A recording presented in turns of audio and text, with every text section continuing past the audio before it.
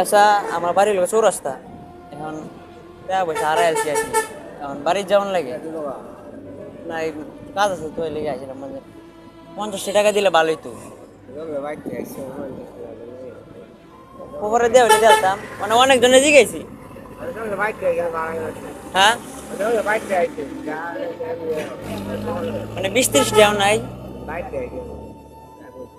দিলে ভালোই তো আর কি।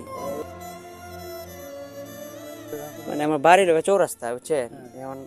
এনে আসছিলাম আপনার টাকা পয়সা ভাড়া হয়ে গেছে এখন 50 টাকা দিলে খুব ভালোই তো আর কি। আমি তুই মাত্র বাচ্চা এলাম মানে 50 টাকা দিলে ভালোই তো আমার মানে 20-30 টাকা দিলে ওই তো না না না আপনি আপনি দিলে ভালো হইতো আপনি লাগবে না দাদা আপনি দিলে ভালো হইতো